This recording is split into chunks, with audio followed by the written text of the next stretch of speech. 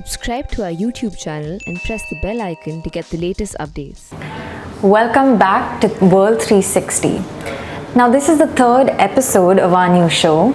So far we've traveled to Central Asia to talk about Afghanistan's neighbors, and we've also talked about Africa, specifically Somalia, where the growing influence of Islamist terror group Al-Shabaab has got many in the region worried.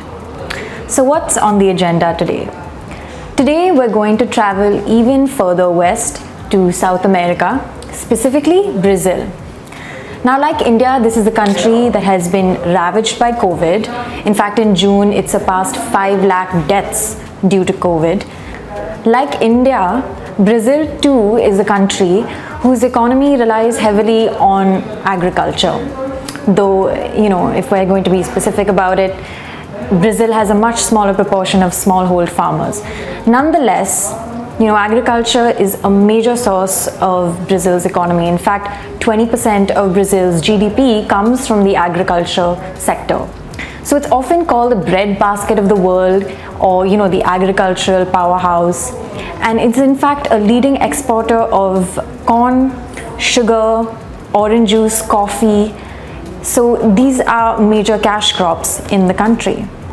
Just to put it in perspective, Brazil produces 4/5 of the world's orange juice exports, half of its sugar exports, a third of coffee exports, and a third of the soy and corn used to feed livestock. Even China, which is debatably the world's manufacturing hub, relies heavily on food imports from Brazil.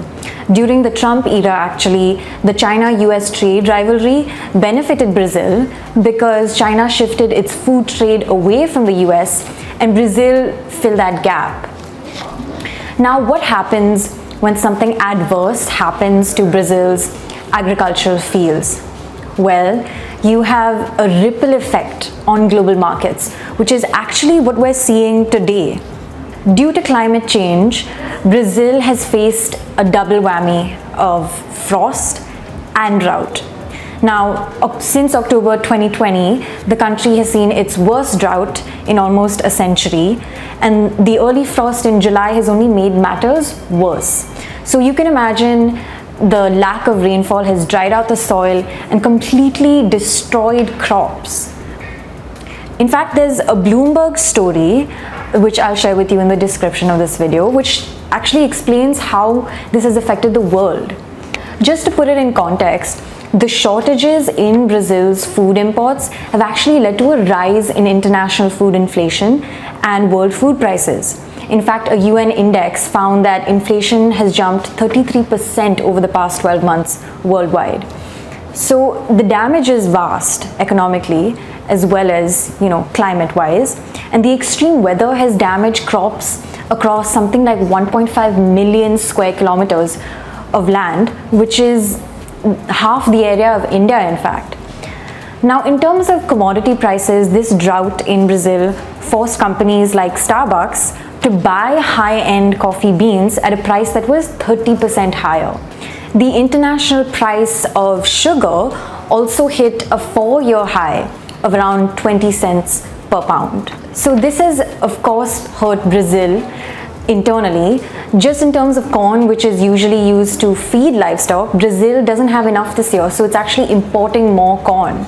The country's annual inflation also hit a 5-year high of 8.6% around mid-July. Just earlier this month, in fact, Brazil's minerals and energy minister talked about how the drought is hurting the country's hydropower plants, which is in fact the largest source of energy in Brazil.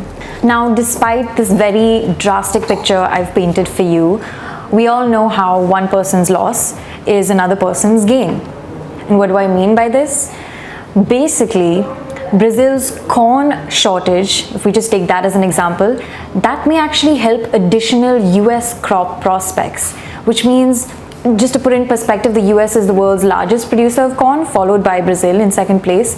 But with this new gap in the market, American corn producers are seeking to fill this gap. So they're seeking to make additional crops. There's actually a very nice Bloomberg quick take on this, which I'll share with you in the description as well.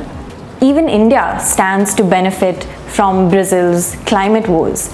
In fact, from October last year to 31st August this year, India exported 11 lakh tons more sugar than it did during the same period last season. So Indian sugar mills and traders are witnessing a bumper export season for sure. In fact, there's a Reuters report which also pointed out that Indian traders for the first time signed sugar export contracts 5 months ahead of shipments in July. And this is kind of rare because they usually sign contracts 1 or 2 months in advance. So they're also acting bullish. So now we've seen how one country's climate woes have affected the rest of the world economy, maybe even benefited a few countries. But let's not forget that Brazil is not the only one facing this massive drought. In fact, Argentina, Chile, Canada, Madagascar, Mexico, and Russia too, they're all facing this drought. Brazil's drought is actually an extension, a few research reports say, of a multi-year water shortage. So this is a water shortage that has been plaguing the country since 2010. So it's an ongoing problem, and right now what we're seeing is it reaching a head. And these kinds of extreme weather events are exactly what the UN's IPCC report, which came out in August, this is what it warned about. In India, we've seen the wrath of climate change, most recently earlier this year with the glacial burst in Uttarakhand. China and Europe have also seen major flooding, and every year it seems like those California fires are only getting worse. Now, next month, the UN Climate Change Conference, also known as COP26, is going to take place in Glasgow. So let's see whether these issues come to light there. That's it for today's episode. Thank you so much for tuning in to World 360. I'm Pia Krishnamurthy for The Print. We'll be back soon with another episode.